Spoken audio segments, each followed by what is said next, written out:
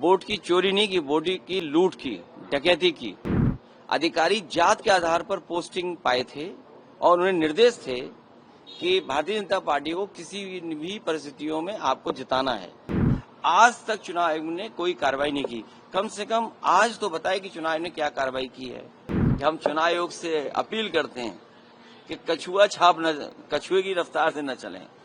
चुनाव आयोग पर पहली बार उंगली नहीं उठ रही है, कई बार उंगली उठी है और विशेषकर उत्तर प्रदेश के चुनाव को लेकर के कई बार समाजवादी पार्टी ने अपनी बात रखी है।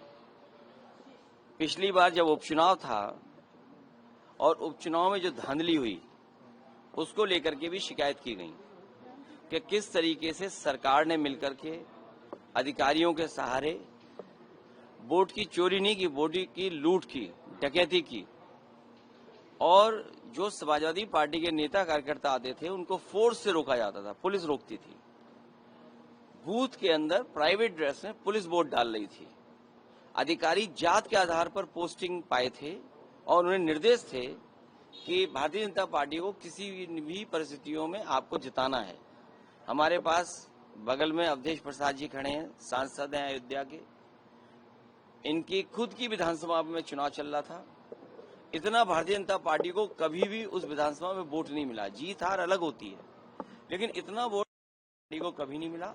लेकिन बेईमानी कर करके बड़े पैमाने पे हर बूथ पर जात के आधार पर अधिकारी लगा करके, जात के आधार पर पोस्टिंग दिलवा करके वोट की लूट की गई थी।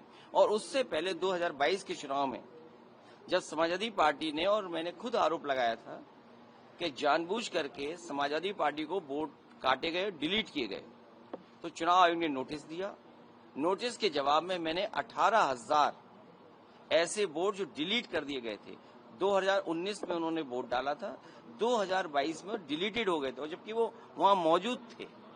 वो 18,000 वोट की हमने सूची दी थी। आज तक चुनाव आयोग ने कोई कार्रवाई नहीं की। कम से कम आज तो बताए कि चुनाव आयोग ने क्या कार्रवाई की है। क्या वो भी जो दोषी थे उनके अधिकारियों के खिलाफ कोई कार्रवाई की गई हो। एक तस्वीर है जिसमें पुलिस का अधिकारी सीधा रिवॉल्वर तान करके रोक रहा है वोटर्स को।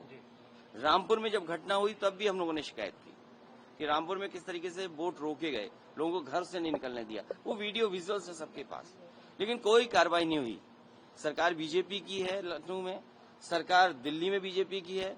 हमें उम्मीद है कि कर्नाटका में कम से कम सरकार कांग्रेस की है। ऐसे अधिकारी जिन्होंने वोट चोरी कराई है, वो बीएलओ हों, एसडीएम स्तर के हों, जिलाधिकारी के स्तर के हों, उत्तर प्रदेश में सरकार होती तो हम लोग कार्रवाई करते उन अधिकारियों पर। हमें उम्मीद है कि कांग्रेस पार्टी उन तमाम अधिकारियों के खिलाफ जिन्होंने वोट चोरी करके वोट चोरी में साथ दिया है, उनके खिलाफ कार्रवाई होगी। और जब कभी समाजवादियों की सरकार बनेगी, और हम उम्मीद है कि हम चुनाव आयोग से अपील करते हैं कि कछुए की रफ्तार से न चलें। इधर तो फास्ट ट्रैक बन गए हैं कोर्ट्स। फास्टेस्ट ट्रैक कोर्ट में कम से कम फैसले हों, निर्णय हो, जिससे लोकतंत्र बच सके। अगर वोट का अधिकारी छिन जाएगा तो लोकतंत्र कहाँ बचेगा। अखिलेश जी, राहुल गांधी को इलेक्शन कमीशन अलग अलग स्टेट के कह रहे हैं कि आप ओथ दें, जो आप लिस्ट कह रहे हैं, और आप कह रहे हैं कि मैनिपुलेशन। अभी थोड़ी देर में 18,000 तो मैंने प्रिंट आउट नहीं निकाले एफिडेविट, लेकिन मैं कोशिश करूंगा आप पत्रकार साथियों को 100 में दूंगा जरूर कि एफिडेविट के साथ हम लोगों ने चुनाव आयोग को शिकायत की थी 18,000 वोट जो डिलीट किए थे। तो पहले इस पे कार्रवाई कर दे चुनाव आयोग, ऐसे दोषी अधिकारी उन पे कार्रवाई कर दे। राहुल गांधी पे आपको कुछ नहीं कहना कि वो क्यों नहीं वोट दे रहे हैं? नहीं, वो कांग्रेस पार्टी और राहुल गांधी, क्योंकि ये एक्सरसाइज इसके बाद होगी, उनके कार्यकर्ता लगेंगे और ऐसे वोट जो निकाल दिए गए, डिलीट कर दिए गए, उनका एफिडेविट लेके आएंगे। हम भी एफिडेविट लेकर के आए ना। हमने तो 18,000 वोट जो डिलीट हुए थे चुनाव आयोग को शिकायत की थी। चुनाव आयोग ये बताए कि उन अधिकारियों के खिलाफ क्या कार्रवाई की है कि जब 18,000 वोट डिलीटेड किए गए थे, डिलीट हुए थे, उनका बाकायदा एक एक का मैंने एफिडेविट दिया है हर वोटर का, उसके खिलाफ क्या कार्रवाई दी? अगर उसमें कार्रवाई नहीं हुई है तो कांग्रेस पार्टी के राहुल गांधी पे क्यों आप पूछ रहे हो कार्रवाई होगी कि नहीं होगी? सर, आप लोग अपना नाम भेजेंगे, लिस्ट भेजेंगे जो 30 लोगों का नाम मांगा गया 30 है? में तो हम होंगे।